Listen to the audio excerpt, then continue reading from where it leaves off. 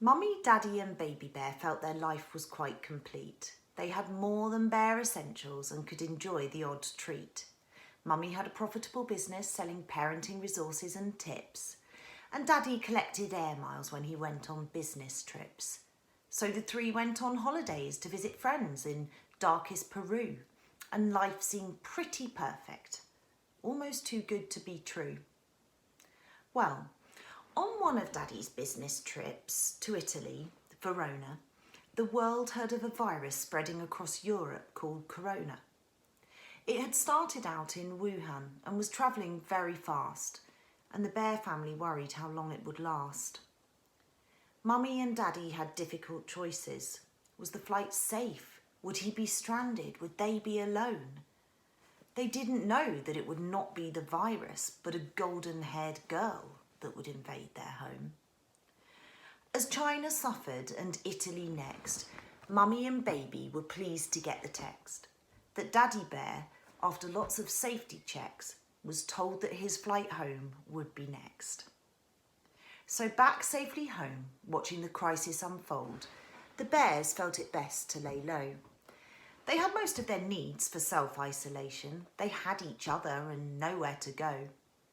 So Daddy moved his favourite hard chair to an office, best for his back if he's working from home. And Mummy could catch up on invoices and Netflix and FaceTime her clients on the phone.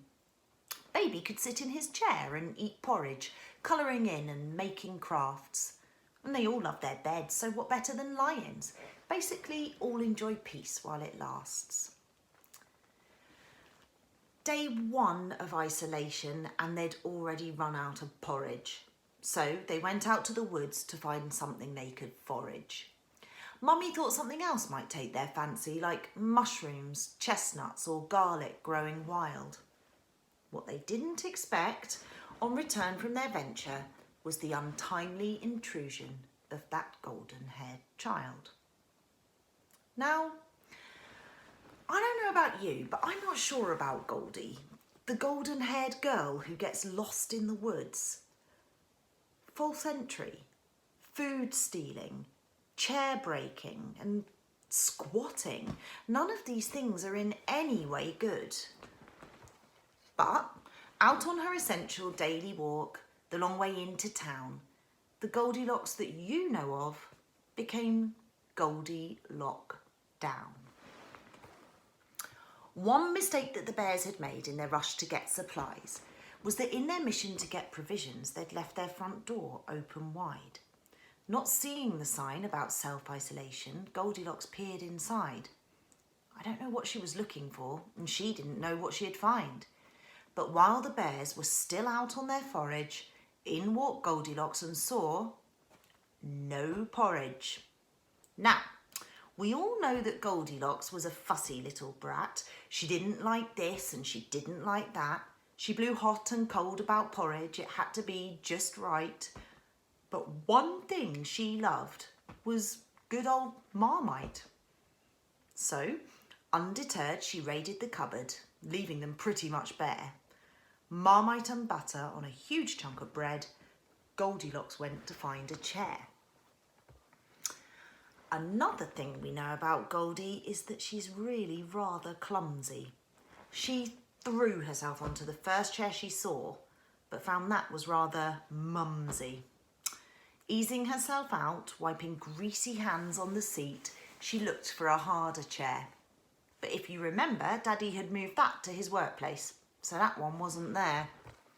She resorted to Baby's, a cute wicker thing, and plonked herself down for a snack. When all of a sudden, just like you expected, she heard an almighty and very loud crack. Legs all akimbo, a splintered chair, Marmite sandwich on head, Goldilocks decided to make her way upstairs to find a comfy bed.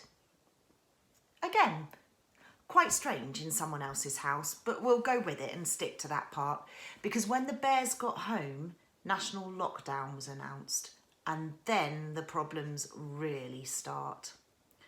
Door wide open, food all gone, the bears knew someone had been there. That was confirmed further when they moved to the living room and saw the state of their chairs. "Who's been sitting in my chair?" said Mummy, looking at her seat. "It's not me that wiped Marmite on it. I only like things sweet. I think they also sat on my chair and ate that Marmite on bread, because I haven't got a chair left, just some broken bits and crumbs instead." "Well, my chair's still in my workplace, but the cupboards are all bare, so I think just on the safe side we'd better check upstairs." Now, Locks had tried all 3 beds, finding, much like with the rest, that not keen on Mum's and Dad's, she liked Baby Bear's bed best. "Someone's been sleeping in my bed," squealed Mum. "And mine," said Dad with fear. "And someone's been sleeping in my bed too," said Baby. "In fact, she's still right here." "Stay 2 metres back," Dad growled with a stare. Young Goldilocks sprang up like a bean. "You've eaten our food and ruined our chairs, and what are you doing here? Have you heard of COVID-19? Now, usually in this story, the bears chase Goldilocks away. But because lockdown applied to all in the household, the bears decided she had to stay. Day 1 of lockdown was spent bickering about what to eat. Baby liked it cold, Daddy liked it hot, and Mummy, well, she liked it sweet. Goldilocks ate babies because it tasted just right, and 4 realised that mealtimes were going to cause a fight. Day 2 of lockdown, baking with Mummy, a new recipe. She'd seen it on the internet, so how hard could it be? Everyone was trying it, and with yeast running low, what better time than lockdown with a stranger than to make sourdough? Day 3 of lockdown, the sourdough a disaster, Mummy scoured Mum's net for something else they could master. A masterpiece, that's it. #art in isolation. You get all dressed up like a painting you like and then post it across the nation. "Let's try this one," she laughed. "Dancing Bears" by Holbrook Beard. "I don't mean to be mean," Goldilocks piped up, "but you're gonna look pretty weird. There's loads of bears in that painting and you're only 3. And anyway, what about me?" Day 4 or 5? What day was it? Anyway, they did a shop online. They needed bare necessities. Mummy needed wine. Daddy just needed some space to work, but some beers would also be fine.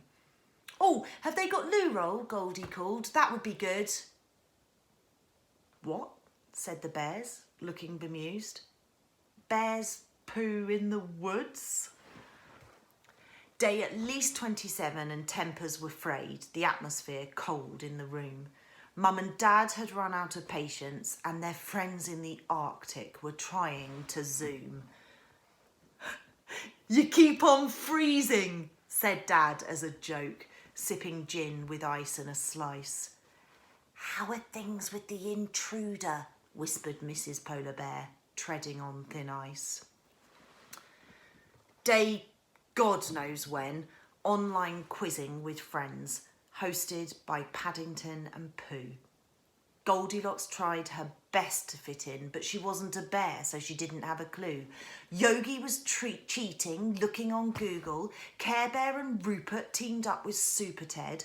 Then Bear Grylls got competitive and became a sore loser. The Zoom time was ended and they all went to bed. Day gazillion of lockdown and everyone was feeling low. There was growling, shouting, then silence and that sense of nowhere to go. Daddy roared for quiet, to which Mummy took offence because, quite frankly, you're tucked in your office. You don't know the meaning of tense. Goldilocks, also being quite selfish, had broken Baby's chair again. And on a scale of 5 to 1, tensions were set at 10. Waiting for the easing announcement became a day of reflection. They'd celebrated VE Day with red, white and blue.